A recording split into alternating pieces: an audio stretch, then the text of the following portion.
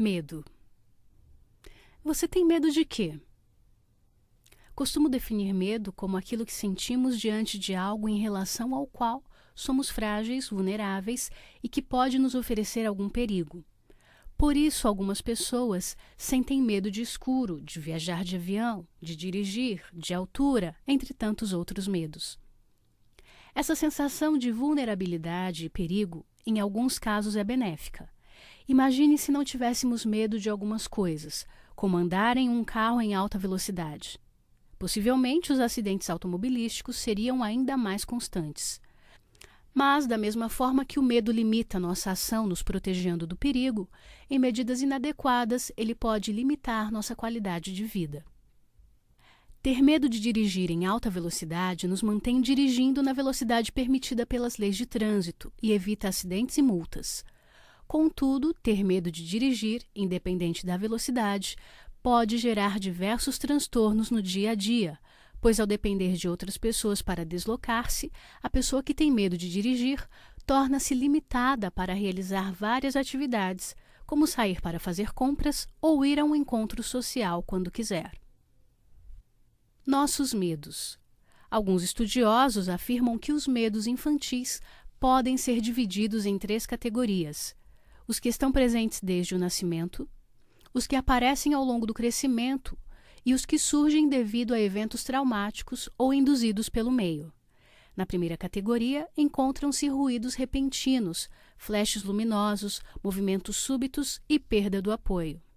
Ao longo do crescimento, alguns medos são deixados e outros adquiridos naturalmente, devido às novas condições cognitivas.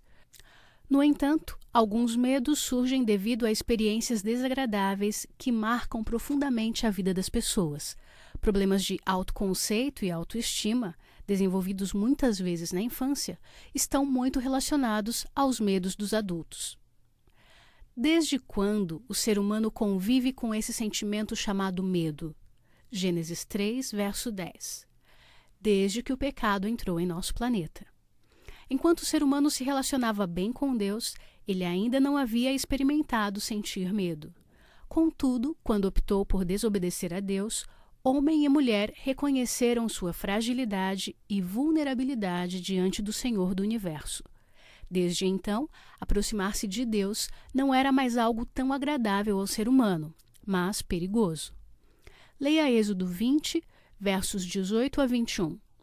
Por que o povo pediu que Moisés falasse com eles no lugar de Deus? O ser humano manchado pelo pecado corre perigo diante da santidade de Deus. Em Êxodo 33, 18, Moisés pede a Deus que mostre-lhe sua glória. A esse pedido, Deus responde dizendo: Não poderás ver a minha face, porquanto homem nenhum verá a minha face e viverá.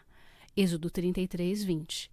A fragilidade do ser humano diante da santidade de Deus deve produzir em nós respeito para com o Senhor.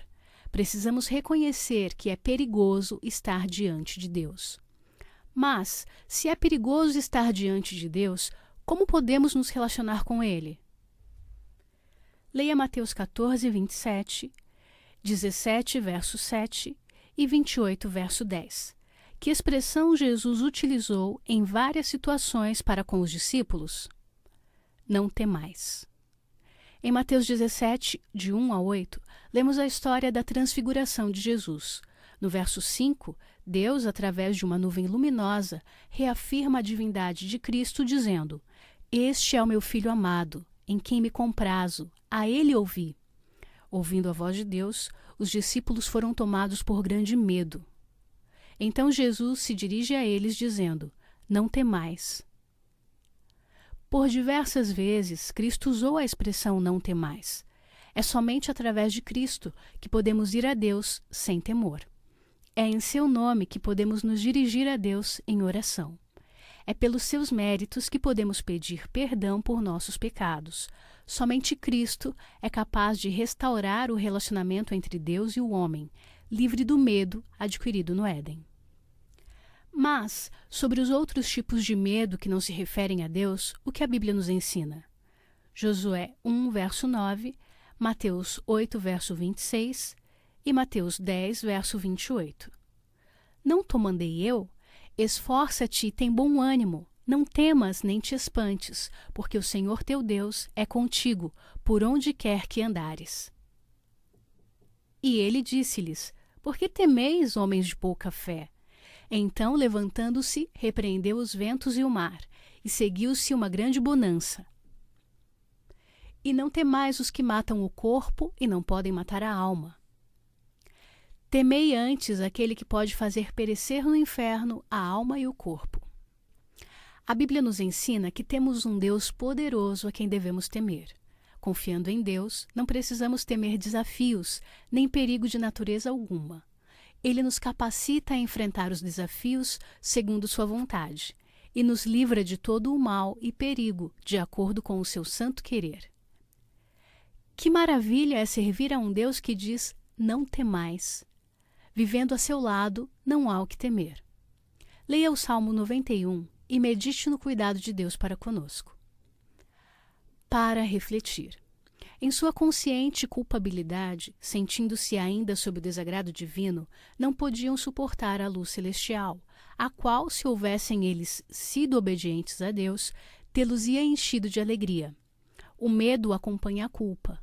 A alma que está livre do pecado não deseja esconder-se da luz do céu. Patriarcas e Profetas, página 330.